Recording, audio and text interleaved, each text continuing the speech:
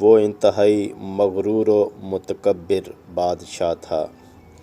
وہ بہت ظالم و جابر اور بے رحم تھا۔ وہ اپنی رعایا پر بڑی سختی کرتا تھا۔ ایک بار اس نے اپنے وزیر کو حکم دیا کہ دریا کے کنارے ایک وسیع و عریض اور عالی شان محل تعمیر کروایا جائے۔ وزیر نے حکم کی تعمیل کی اور محل کی تعمیر شروع کرا دی۔ ملک کے نامور اور قابل لوگ منگوائے گئے جو فن تعمیر میں اعلیٰ تجربہ رکھتے تھے۔ بادشاہ نے محل کی تعمیر کے لیے کثیر رقم مختص کر دی۔ محل کی تعمیر بڑے جوش و خروش سے جاری رہی اور یوں چند مہینوں ہی میں ایک خوبصورت اور عالی شان محل تعمیر ہو گیا۔ جب محل کی تعمیر مکمل ہوئی تو وزیر نے بادشاہ کو محل دیکھنے کی دعوت دی۔ چنانچہ بادشاہ اپنے سپاہیوں کے ساتھ محل کے دورے پر نکلا۔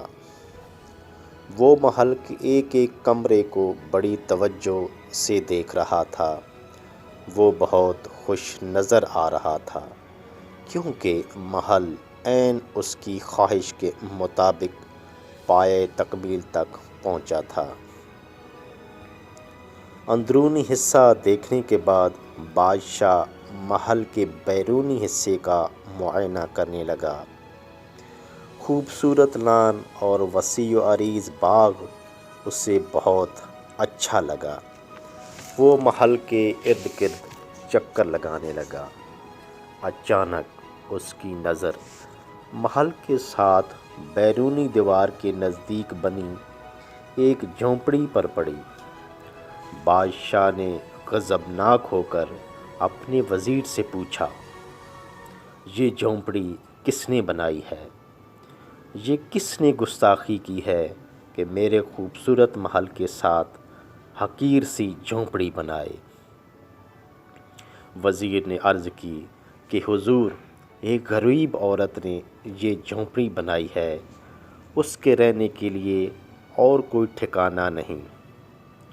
بادشاہ یہ سن کر غصہ سے پھٹ پڑا اور نہایت متکبرانہ انداز میں بولا کہ اس غریب عورت کو کیسے یہ جرأت ہوئی کہ یہاں اپنی جھونپڑی بنائے؟ یہ ایک بادشاہ کی گستاخی ہے۔ بادشاہ نے حکم دیا کہ اس جھونپڑی کو فوراً گرا دیا جائے۔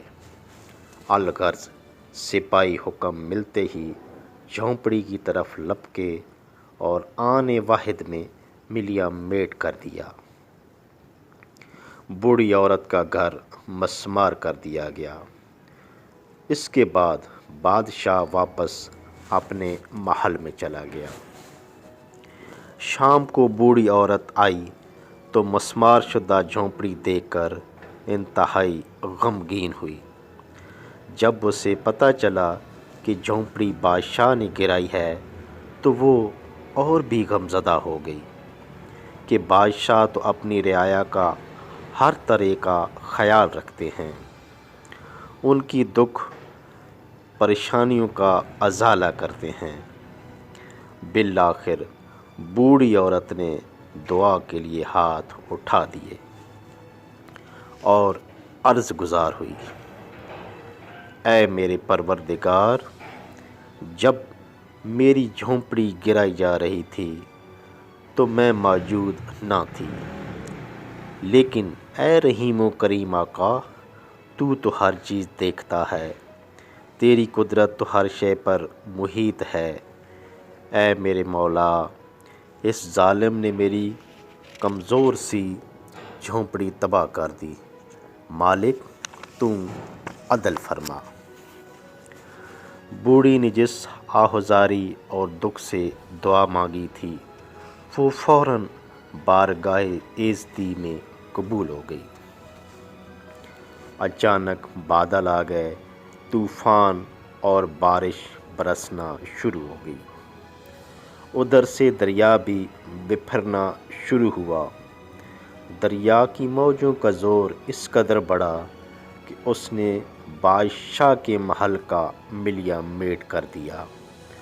بادشاہ اپنے سپاہیوں کے ساتھ دریا میں غرق ہو گیا اور محل کا نام و نشان تک نہ رہا۔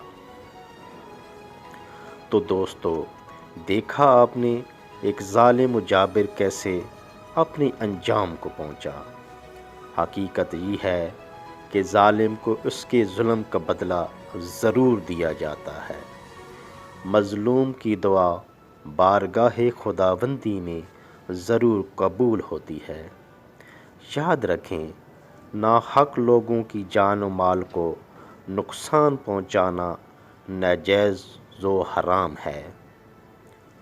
ہمارے معاشرے میں ظلم و زیادتی اور لوٹ مار معمول بن گیا ہے، حتیٰ کہ سگے بہن بھائی اور دیگر رشتہ دار بھی ایک دوسرے کی حق تلفی سے گریز نہیں کرتے۔ جس معاشرے میں ظلم و زیادتی اور حق تلفی کے واقعات عام ہوں، وہاں کبھی بھی ترقی نہیں ہو سکتی اور امن و سکون کے حالات میسر نہیں ہو سکتے۔ امن و محبت، رواداری، رحم دلی اور صلہ رحمی کے جذبات کو معاشرے میں پروان چڑھائیں اور سکھ کی زندگی گزاریں۔